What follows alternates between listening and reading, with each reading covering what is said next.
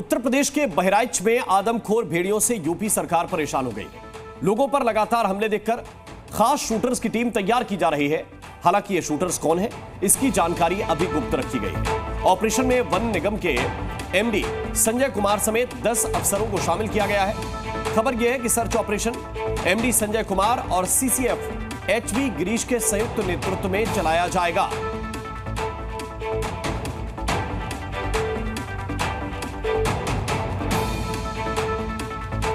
तो भेड़ियों की दहशत के बाद बड़ा फैसला लिया गया। उत्तर प्रदेश के बहराइच से इस वक्त ये बड़ी जानकारी आपको दे रहे हैं। खबर यह है कि भेड़ियों के लिए अब खास शूटर्स की टीम लगा दी गई है और इस ऑपरेशन में 10 बड़े अधिकारियों को शामिल किया गया है। शूटर्स की जानकारी को फिलहाल गोपनीय रखा गया है कि कौन से शूटर्स हैं, उनकी जानकारी गोपनीय रखी गई है। और यूपी के एक खास इलाके में भेड़िए के आतंक को लेकर हमारे साथ बातचीत के लिए वुल्फ एक्सपर्ट डॉक्टर बिलाल हबीब जुड़ेंगे। इसके अलावा ग्राउंड जीरो से हमारे संवाददाता विशाल रघुवंशी भी हमारे साथ जुड़ेंगे। लेकिन पहले हम आपको इस खबर पर अहम अपडेट दे देते हैं। भेड़िया अब अपनी रेंज बढ़ाकर 52 गांव के करीब पहुंच गया है। पहले 35 गांव में दहशत थी, अब 52 गांव में दहशत है। दूसरी अहम बात यह है कि कल ट्रैक की गई लोकेशन और परसों की लोकेशन में करीब 40 किलोमीटर का फर्क है, यानी एक दिन में लगभग 40 किलोमीटर का फर्क। तीसरा यह है कि भेड़िए का दायरा पहले 40 किलोमीटर था, अब हो गया है 60 किलोमीटर। आशंका यह है कि छिपा हुआ भेड़िया एक नहीं है बल्कि 2 है। वही पहले इसके टारगेट पर इंसान और जानवर दोनों थे, लेकिन अब यह सिर्फ इंसानों पर ही हमला कर रहा है, यानी कि आदमखोर भेड़िया है। और आइए अब आपको दिखाते हैं हम 2 तस्वीरें।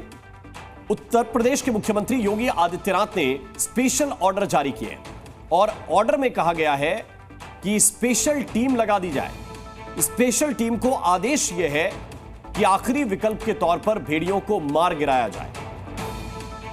उत्तर प्रदेश के मुख्यमंत्री योगी आदित्यनाथ ने ऑर्डर जारी कर दिए हैं और यह तय कर दिया है कि अगर यह भेड़िया पकड़ा ना जा सके तो फिर इस भेड़िए को मार गिराया जाए, यानी कि शूट करने के ऑर्डर मुख्यमंत्री की तरफ से जारी कर दिए गए हैं। क्योंकि काफी दिनों से टीम लगी हुई है, पकड़ने की कोशिश कर रही है, लेकिन अब तक यह भेड़िया पकड़ा नहीं जा सका है और इसी वजह से शूटर्स की टीम तैनात कर दी गई है।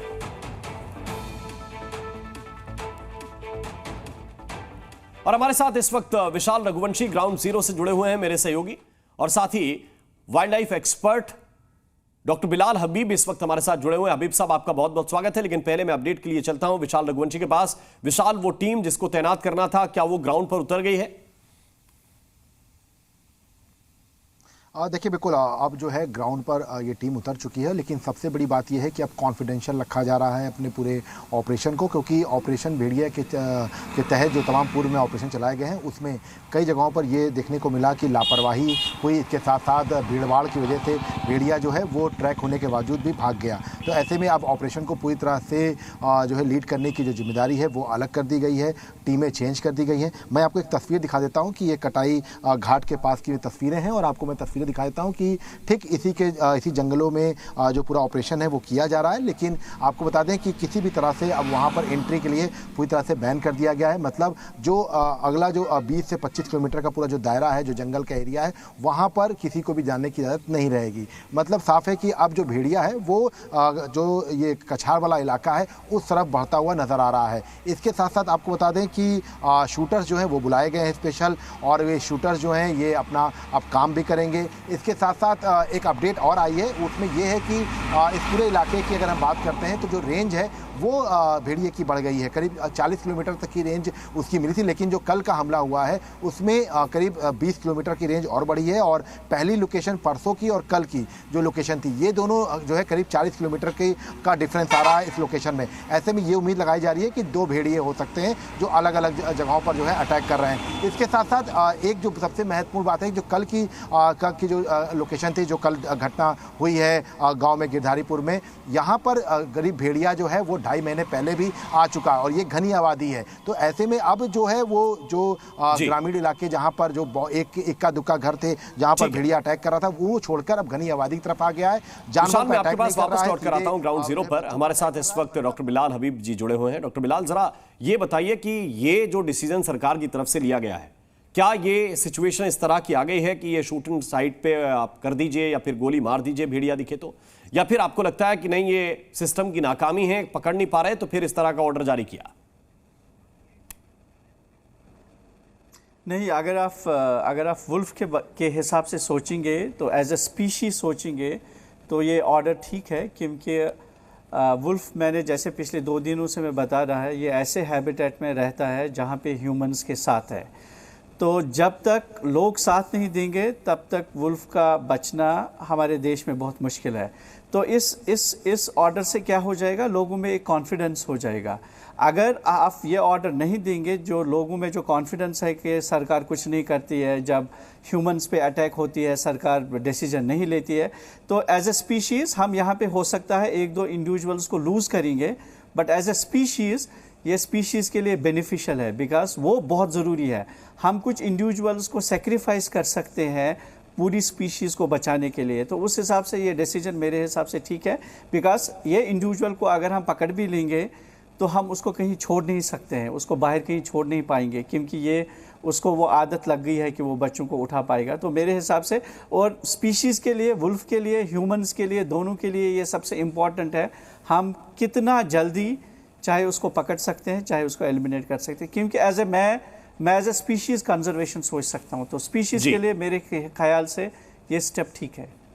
लेकिन वही आप शायद ये बताने की कोशिश कर रहे हैं कि एक गंदी मछली पूरे तालाब को गंदा कर देती, तो क्यों ना उस मछली को निकाल दिया जाए।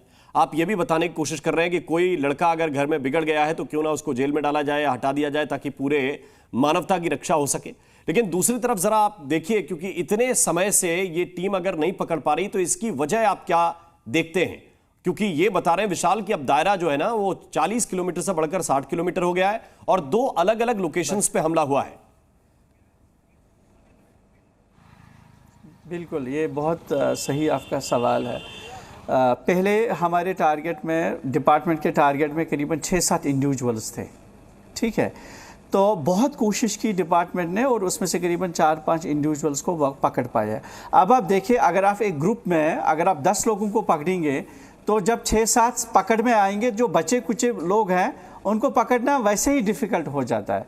और हमारे इस एक्टिविटी से, हमारे ये जो हमारा प्रयास चल रहा है वहाँ पे भेड़ियों को पकड़ने के लिए, तो उससे भेड़िया भी थोड़ा पुश हो गया है। भेड़ियों को भी स्ट्रेटजी समझ आ गई कि अगर ऊपर से ड्रोन आएगा और मैं उस ड्रोन में दिखूंगा तो फिर मैं पकड़ पाऊंगा। तो वो भी अपने हिसाब से अडेप्ट कर रहा है, वो भी सिस्टम को समझ रहा है, और हम भी उस सिस्टम को समझ रहे हैं। तो इस वजह से जितने भी ये बाकी वाले भेड़िए बचे हैं उनको थोड़ा पकड़ना मुश्किल होगा, क्योंकि मेरे ख्याल से ये अडल्ट इंडिविजुअल्स बाहर रहे हैं।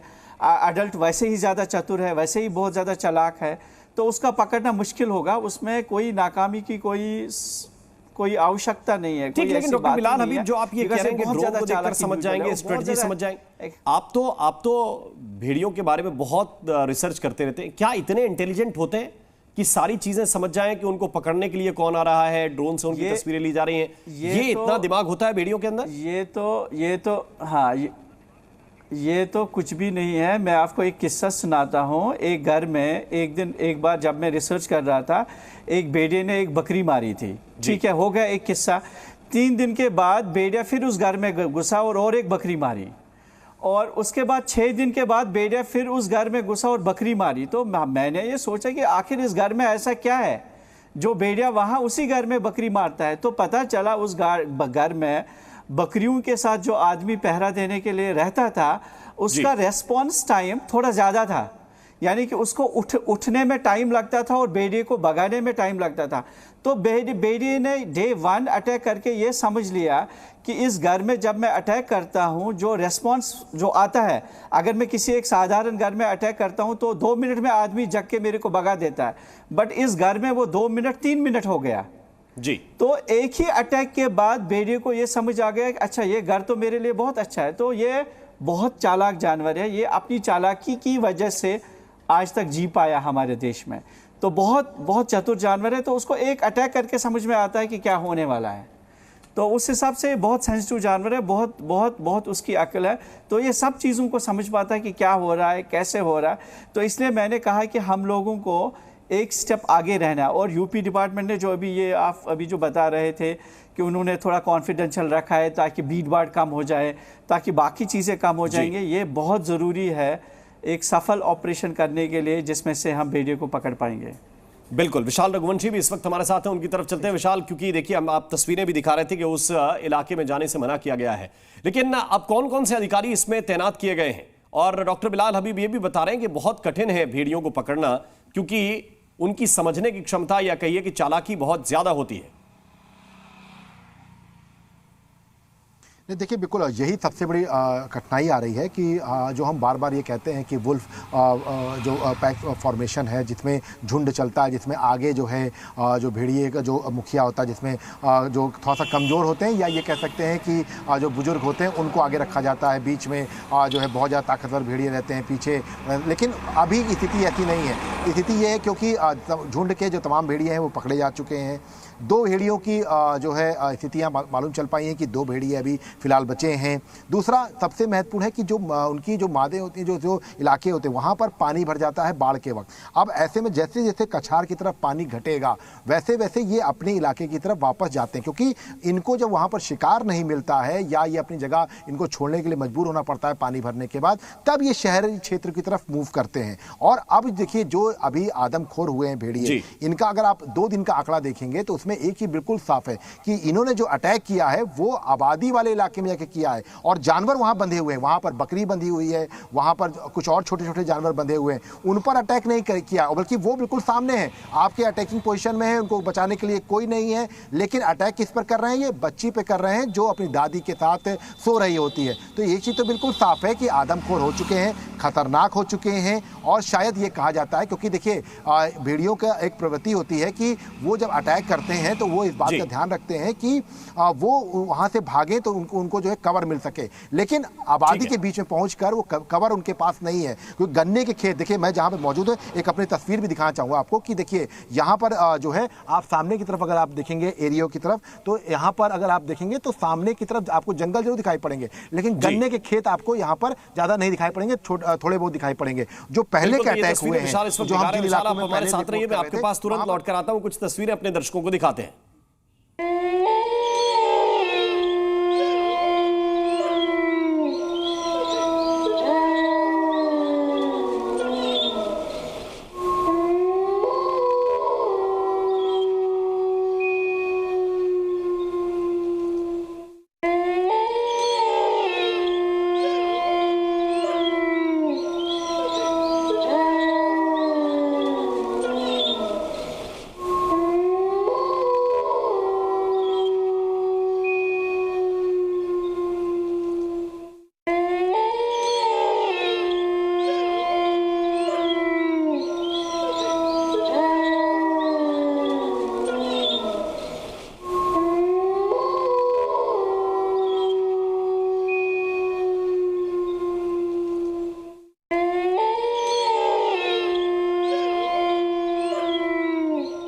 तो खूंखार भेड़िए की ब्रेन मैपिंग के बारे में कुछ डिटेल्स इस वक्त हम आपको बता रहे हैं। क्या करता है भेड़िया? हमला करने से पहले काफी इंतजार करता है, काफी सोचता समझता है। रात तकरीबन 12 बजे के बाद और सुबह 5 बजे से पहले हमला करता है। कब हमला करता है? तो उसका जवाब यही है कि जब सन्नाटा होता है, गुप्त अंधेरा होता है, देख लेता है कि आसपास ज्यादा हलचल नहीं है। ज्यादातर गर्दन और चेहरे के करीब भेड़िया हमला करता है। और डॉक्टर बिलाल इस वक्त हमारे साथ जुड़े हुए हैं। बिलाल जी, जरा ये भी बताइए, क्योंकि विशाल इस वक्त बता रहे थे कि जानवरों पर हमले नहीं हो रहे हैं, हमले हो रहे हैं इंसान पर, खासतौर से बच्चों के ऊपर। क्या ये भी भेड़िया चालाकी से समझता है कि कौन सा जानवर बंधा हुआ है, किसको तुरंत खींचकर नहीं ले जा सकते? बच्चों को ले जाना आसान है? रेजिस्टेंस, कौन सा जानवर या कौन सा प्रे अगर कहेंगे सबसे कम रेजिस्टेंस दिखाएगा?